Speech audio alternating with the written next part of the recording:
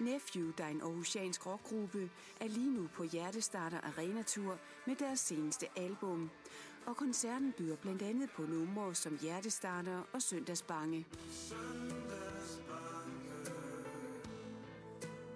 Koncerten med Nephew i Forum Horsens starter kl. 20. Så skal der hamres her.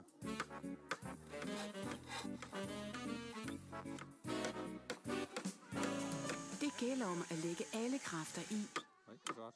når der skal hamre søm i fuglekasserne. Nu er det snart ved at være der. Hvorfor kan I godt lide fugle ude i naturen? Fordi de piber.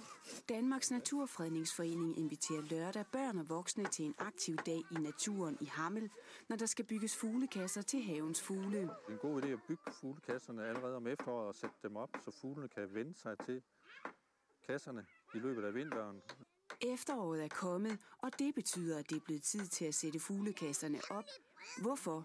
Ja, det er jo ren logik. Sådan de aldrig fryser om vinteren.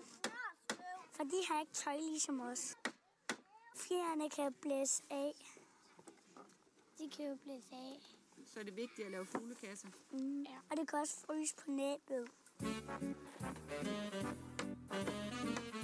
Alle er velkommen på dagen, og Danmarks Naturfredningsforening har tegninger, materialer og værktøj med, og man kan vælge flere modeller efter, hvilke fugle man forventer i sin have. Og så skal de lære at flyve.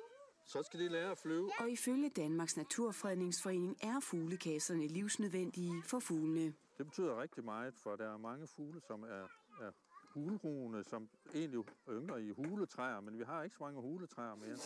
Selv for en ihærdig arbejdsmand er det at lave fuglekasser dog ikke altid en helt nem opgave. Sådan. Fordi man skal lave et hårdt stykke arbejde, hvis det bare er rigtig langt. Kan det godt være lidt hårdt så? Det er ret hårdt. Selv jeg er også en rigtig arbejdsmand.